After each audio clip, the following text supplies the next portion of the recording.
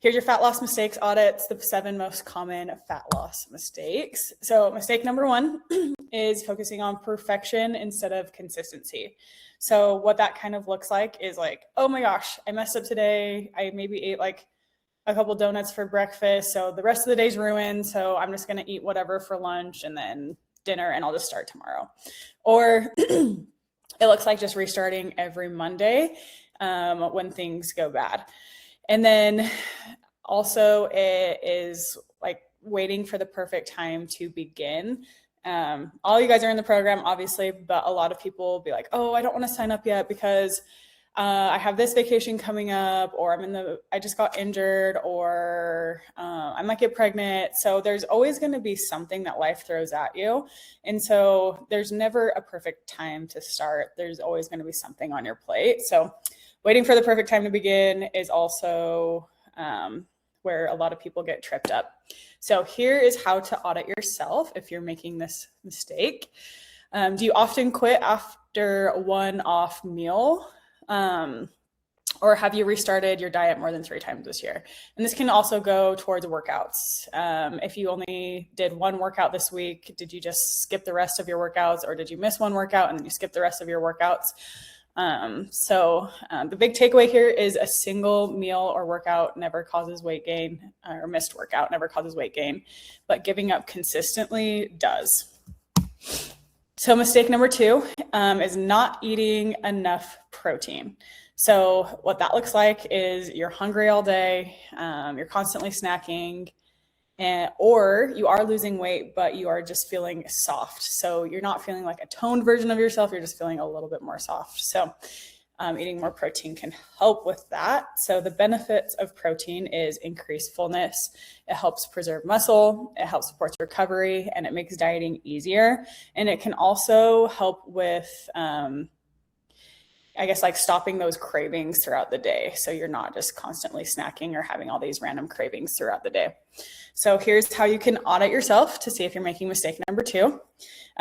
Check your breakfast. Are you getting enough protein at breakfast, or is it more of like a high carb breakfast? I think that's one of the hardest meals for people to get protein in. So if you can start your day off with a good solid portion of protein, that can help you set up for success for the rest of your day. And then also you can check your meals. Do each of your meals contain anywhere between like 20 to 40 grams of protein? Alrighty. I said slide 4, my bad. Mistake number 3, weekend amnesia. So what this looks like is being perfect Monday through Friday and then being untracked on the weekends. This one is very hard because you feel like you're dieting most of the time because you are dieting most of the time. You're dieting majority of the days, but those 2.5 days put you in a calorie surplus and just throw off all of your progress, which is so frustrating because you're dieting for 4.5 days, but then the 2.5 days that you're not just makes things even out. So then you feel like you're going crazy. You're like, why aren't these 5 days of me being in a calorie deficit making up for the 2 days that I'm overeating? So an example of this is being in a 500 calorie deficit for 5 days. So you're down 2,500 calories. And then you're having a 1,500 calorie surplus Saturday and Sunday, maybe even a little bit Friday night. And then you're above your surplus, like 3,000 calories. So you're in the deficit 2,500 calories, but you're in a surplus 3,000 calories. So that puts you 500 calories over your deficit. And so that's why you're not losing weight. So very frustrating. And a way to audit yourself is checking, are your weekends helping or hurting your goals? And then do you track differently on weekends than on weekdays? And I think a lot of people here would say, yes, they track differently. And then mistake number 4 is overestimating calories burned and underestimating calories eaten. So majority of people are really bad at estimating, or I guess they're really good at underestimating the calories they've eaten and overestimating the calories that they burn each day. They've done studies where people say, oh my gosh, I'm only eating like 1,100 calories every day, but really they were off 70% and they're eating close to like 2,000, 2,500, 3,000 calories just because they didn't really track everything, and they didn't actually realize how much they were eating. So they thought they were eating so little, but really they were eating so much more than they thought. And then also overestimating the calories burned. So a lot of people will kind of like check their smartwatches, or they'll be like, oh, well, I walked for an hour today, or I walked around the grocery store, I walked around the farmer's market, and they thought they burned a ton of calories when really it was just like a couple hundred, which can be eaten in one small little candy bar or snack. So what this looks like is I earned this treat. So if you go out and run a bunch and you're like, well, I earned this treat, you can easily kind of like equal that out just by eating one treat after you ran so much. And that's such a lot, like that's a lot of hard work that you just put into that. And then trusting your smartwatch calorie burn numbers. So these are kind of a fun number to look at, but they are incredibly inaccurate. There's not really a good way to measure how many calories you're burning. Maybe like the best way is getting one of those bands, like a heart rate monitor. Those could be probably the best, but having a little smartwatch on your wrist and going off of that number is not good. It's not accurate. It's kind of like a fun number to look at, but other than that, I wouldn't use it as like something that you should kind of base all of your progress off of and be like, well, I burned 1,100 calories last week, or I burned 1,100 calories from my run yesterday. So I should be able to eat more today. And that's another big mistake, is a lot of people will add in calories that they burn from exercise into their calories for the day. And that just puts them into a calorie surplus or maintenance calories. And then not measuring portions. So I know a lot of you guys have probably, like when you first started the program, your eyes were open to what an actual portion size was. So I think the biggest thing a lot of people are like surprised about is peanut butter. So you look what a tablespoon of peanut butter is versus what you were doing, and it's more like you're eating probably like 2 or 3 servings rather than just 1 serving of peanut butter. A handful of nuts, if you scoop out a handful of nuts and you just eat it, eyeball and guess the portion size, instead of 150 calories that you think you're eating of the nuts, you're really like doubling that and you're getting 300 calories. And then restaurant meals, they give you way bigger servings than what people typically need. So eating out can definitely throw that off. So here's how you can audit yourself here, is how often do you weigh and measure versus eyeball and guess portion sizes? Are you guessing or are you actually tracking? And then mistake number 5, expecting the scale to be linear. So just keep in mind that fluctuations, like daily fluctuations, are normal. So your weight can fluctuate because of sodium. So let's say you went and got sushi the day before, and then all of a sudden you're up 2 pounds and you're like, what the heck? I thought sushi was like healthy for you. I thought it was like good for you. And I thought I was in a deficit, but the scale went up. It's just because your body's holding on to a little bit more water because maybe you had more sodium than what you normally have. Stress can cause your body to hold on to water. It releases a bunch of hormones that mess with your water weight and stability. And so any work stress, family stress, stuff like that can definitely cause fluctuations. And then hormones goes into that. And then digestion. So if you had kind of like a slower digesting meal, it can cause your body to hold on to a little bit more weight because it hasn't fully gone through your digestive system yet.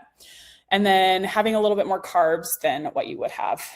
So even if you're in a calorie deficit and you had more carbs than you normally would, let's say you had a day that was low in protein, but you had more carbs, but you were still under on your calories, 1 gram of carb holds on to 3 grams of water. And so the scale can go up temporarily for a little bit just because of that. But once you go back to eating your normal amount of like protein, then it will flush off. So that can cause a little fluctuation that scares a lot of people. And then also sleep. If you have a bad night's sleep or a bad week of sleep, those can cause fluctuations also. And that goes back into hormones and how those play a role in fluctuations. So Melissa, this is actually Melissa's body weight over the past 3 months. And if you look at this, you can see all of these fluctuations. and it looks like she hasn't really made any progress. But if you zoom out and look at her 3-year plan, then you see like, holy crap, she's made a ton of progress. So just keep in mind that fluctuations are normal, and don't get down on the day-to-day like ups and downs, or even like week to week. Look at big times overall. So I think it's pretty cool to see like 3 months, lots of little fluctuations, but she is like right around her goal weight. But if you zoom out from her 3-year progress, which is crazy, she's been in the program for almost 3 years now, there's a huge trend downwards, which is incredible. But you can see over the past 3 years, there's lots of ups and downs, and those fluctuations are very, very normal. So Melissa, thank you for letting me share that. She didn't have much of a choice. I just asked her like right before the call. So mistake number 5, expecting the scale to be linear. So audit yourself. Have you ever quit or given up or gotten frustrated because the scale went up for 2 to 3 days? I'm definitely guilty of that. And then also, do you weigh yourself consistently? If you do weigh yourself consistently, it just shows you kind of like what is happening over time. If you weigh yourself every single day, then you can kind of use that as information, not as a pass or fail or good or bad. It's just information. It's like, oh, I went to sushi yesterday. The scale went up a little bit. So maybe I won't eat sushi the day before a weigh-in for my check-ins, but I am down 10 pounds overall. So it just kind of like helps you understand how your body, I guess, what you're doing versus how your body responds to it. Like if you have a stressful week and you weighed yourself every single day, but your body weight went up on Wednesday and then it dropped down by Friday, and there was a big stressful event that happened Wednesday, you're like, oh, that's crazy. My body responds to stress in that way. So maybe I can practice some stress techniques to help the scale go down and to be able to manage that stress a little bit better. So here is your personal fat loss audit. Look through these, see which one that you struggle with most, and we can kind of like share as a group. And I want you guys to take an action step and choose one thing that you want to focus on or improve this week. So for me personally, I haven't really been tracking my food since I don't make weight for fights anymore. And I think I am so low protein because the scale, I'm like, typically I walk around between like 100 and around like 150 pounds, but the scale has, like, I've been walking around on the lower 140s, but I feel not as lean as I would have if I was cutting for a fight versus just how I am now. So I think I'm just not really eating enough protein. And so I feel kind of like a softer version of myself.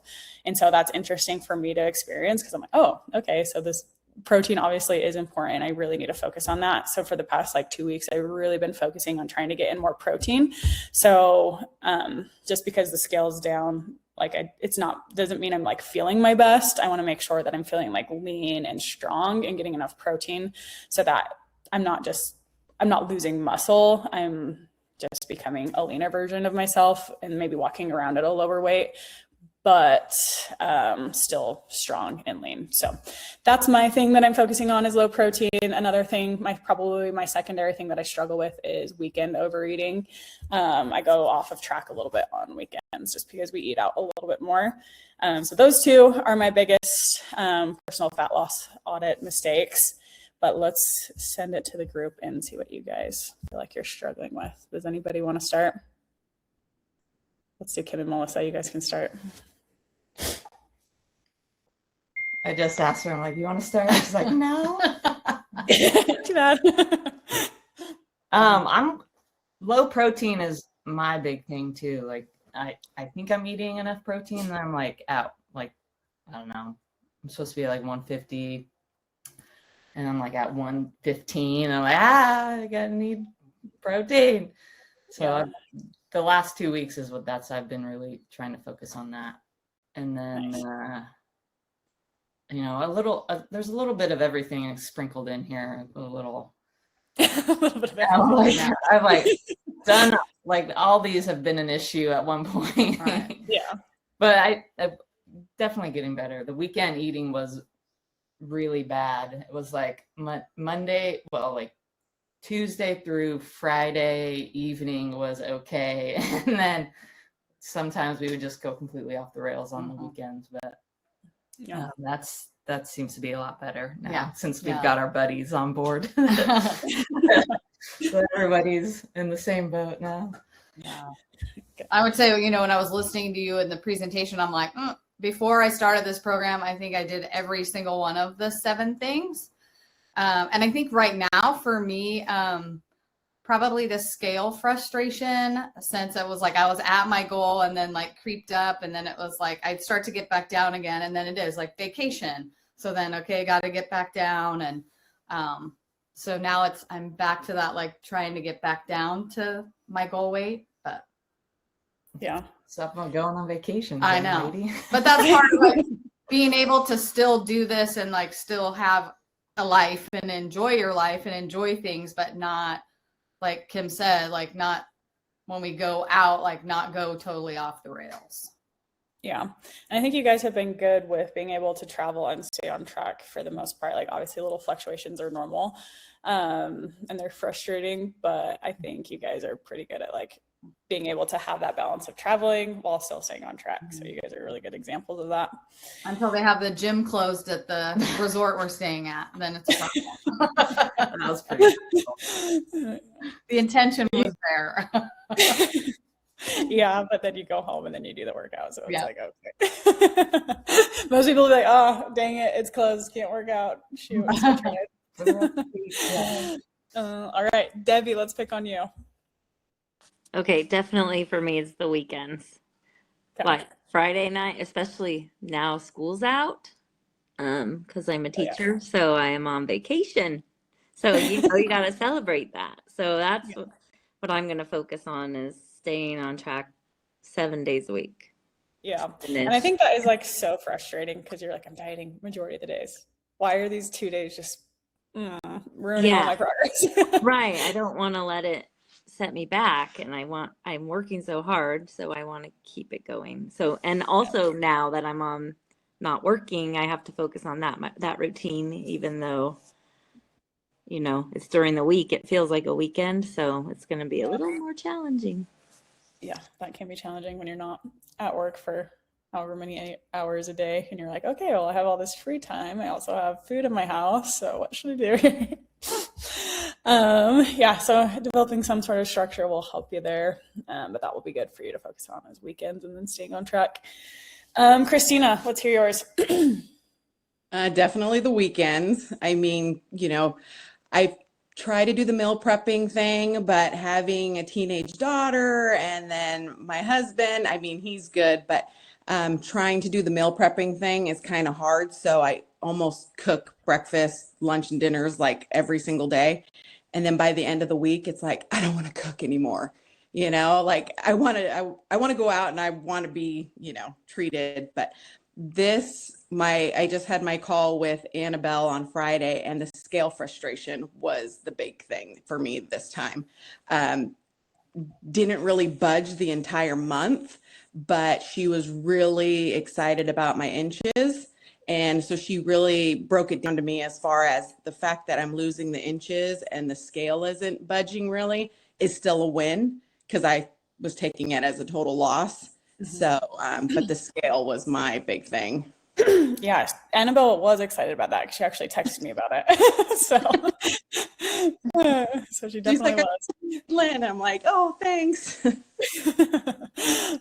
Yeah, no, scale frustration, really annoying. But yeah, tracking, getting in that calorie deficit will help with that, hopefully. But I think with what you're saying is like the inches lost, like that just means you're burning fat and building muscle at the same time, which is good. So you're changing your body composition, whether or not the scale's moving. But yeah, that's scale what can be frustrating. Yeah. All right, Kyle, let's hear yours. Yeah, weekend. For me, like weekends specifically, it was I would say the lack of planning just overall. I mean, whoever came up with 5 days on, 2 days off should be drop kicked in the face. But so it was like lack of planning, meaning so you have freedom, right? And so I think a long time ago we talked about something and just try and keep things kind of consistent. So like I'm an evening gym guy, but I like going during the day on the weekend. So that gives me something to think about. So I need to eat properly to prepare, So I have a good breakfast with high protein, and then, let that settle, and then I go to the gym on the weekend. And that's actually kind of felt like, because by the time I'm done, then it's lunchtime, you know what I mean? So then I'm like, okay, well, I'm going to eat lunch because I need to. And then it kind of helps me stay on my regular schedule that way. But when I wasn't thinking about it, like I'd get up and then I'd go work out before eating, which is kind of dumb. And then I would just come back and you're just hungry all day. You know what I mean? So Yeah. I think kind of looking at it like my work day, that's really helped me a lot. Yeah, just trying to add a little bit more structure on the weekend. So it's like, okay, I do have Yeah. these non-negotiables that I still need to hit, even though I don't have work today. Yeah, and that, like I said, then it's like lunchtime, so it's like, oh, okay, well, this is like a normal thing, like this is what because I eat lunch pretty consistently every day around the same time, so. Yeah, love your dog, by the way. No, he's ridiculous. Little dog, or his little head's popping up. Yeah, he is ridiculous. So cute. All right, Lacey, let's hear yours. I think Lacey's personal audit is her family. When she's away from her family, she does good. Yeah, no, I will say this past week or two, I agree, it's a little bit of everything. I will say the low protein. So I'm not really planning for work. I'm not gonna lie, I don't eat breakfast, and then for lunch I'll bring one of those like Jimmy Dean breakfast sandwiches to eat. And then by the time I get home from work, like around 4, I'm starving. So I'm just like snacking more, and then before I know it, my calories are gone, and I'm like, I still have like 60 grams of protein to eat. So my plan is to actually meal prep, make breakfast, eat a high protein lunch, and then by the time I get home, I don't really got to think about it because I want to be able to have 30 grams left. So I'm not really stressing about getting my protein in. Yeah, I know. I think that's helpful too, is like building your protein in earlier in the day. So at the night, you're not just like, oh shoot, I have to go drink like 3 protein shakes because it's the lowest calorie option with the highest amount of protein. So that definitely helps, is if you spread it out throughout the day. Let's see who else is on here. Amelie, let's pick on you for a sec. Yeah, hi everyone. Yeah, for me, I think it used to be the weekends for sure. But then with all the work you put in, it's just you don't want it to go to waste. So I kind of like changed my mindset a lot when it comes to like, okay, like indulging over the weekend, because it's just like you do so well over the week. And then in the weekend, yeah, it's tempting to maybe have a glass of wine or something. And every once in a while, yes, but I try to keep like following my discipline over the weekend as well. Yeah. Makes me feel better. Yeah. Yeah, and I think one of my clients sent me this meme because he was struggling on the weekends, but it said, the weekend isn't a special event, it happens every week. And so it's like, okay, it's not like it's a holiday like the 4th of July that happens once a year or your birthday. It's like, oh, no, it happens every week. So you can stay on track those days. Now I'm gonna be on vacation like next week. We're actually going to France, which is where I'm from. So I'm definitely gonna indulge, like clearly, because I'm going home to my family. But it's special. So I'm still gonna make sure I go to the gym and I get my steps in and my protein and my water. But yeah, you want to make it special now, not just like every week. Yeah, definitely. All right, let's look at Patrick. Yeah, for me, I mean, the big deal is always protein, like trying to get enough protein in a day. And maybe it's, I don't know, my attitude. I don't appreciate supplements. So I'm trying to manage around like, how much chicken, turkey, blah, blah, blah, yogurt, cottage cheese. A lot of meat, yeah. It takes me every day, but I end up, I don't know. I have to accept the idea of supplements is the only way to get there. But in any case, I just looked at my little dashboard there to see how I do on terms of protein. And it looks like 3 days in the last month, I actually exceeded the target by just a little bit.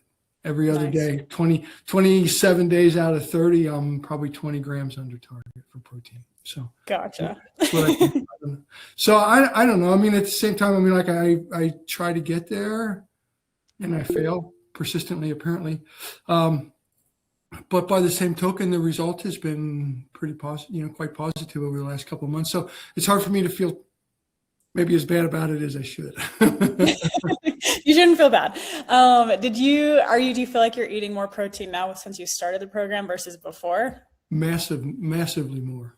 Yeah, and I think Massively. that's like the biggest thing is like if you're doing better than what you did in the past, it doesn't need to be perfect. Just as long as you keep like trying to do a little bit better, then that's when you're like making really big progress. Yeah.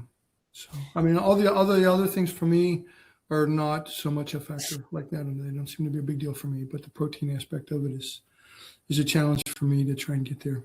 So yeah, definitely could be hard, especially if you're not like wanting to do any protein shakes, but it's doable. Definitely doable. It just takes a lot of planning. Let's see, Susan. Let's hear yours.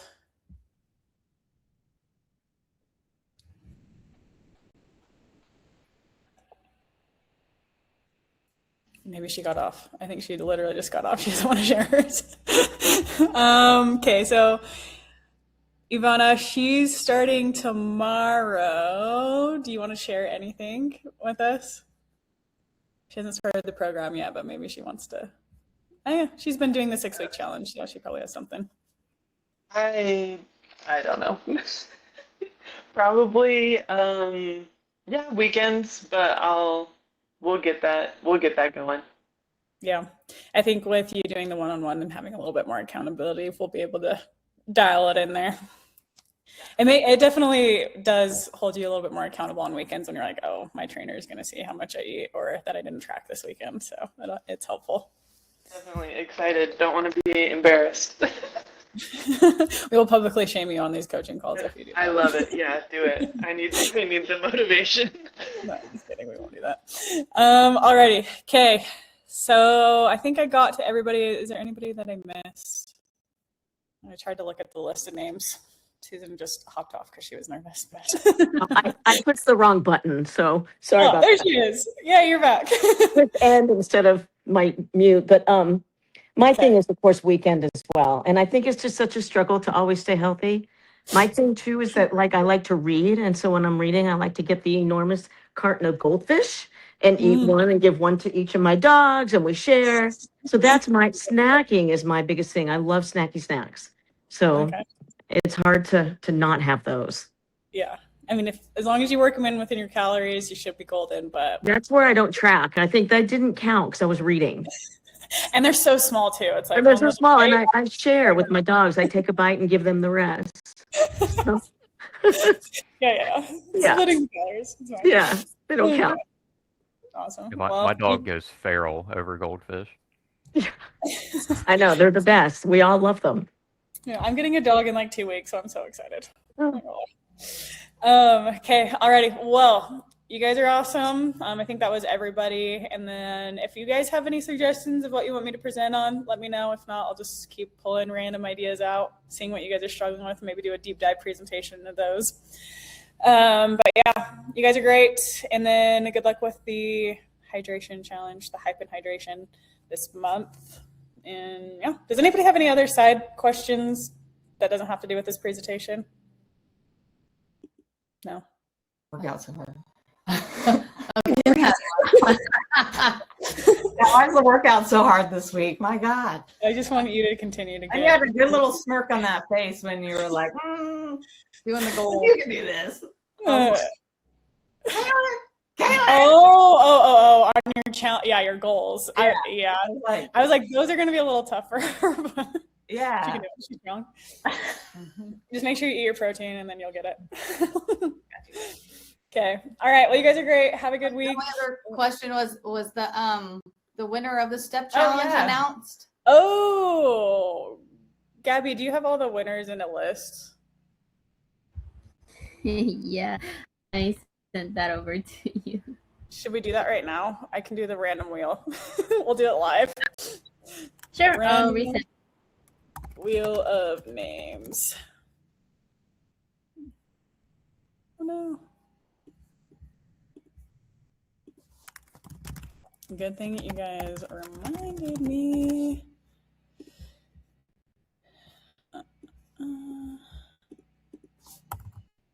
Okay, how fun. We get to do it live. I don't even remember what the winners get. Gabby, do you remember? A pair of athletic shoes. So somebody gets athletic shoes. So we'll see. Let's share my screen. Full of random names.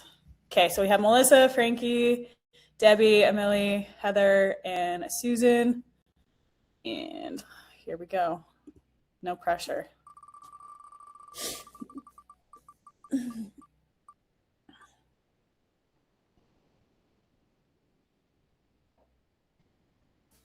Debbie, you're the winner. Debbie, is there anything you'd like to say for being the winner? Yay! All right, well, I'll send you over.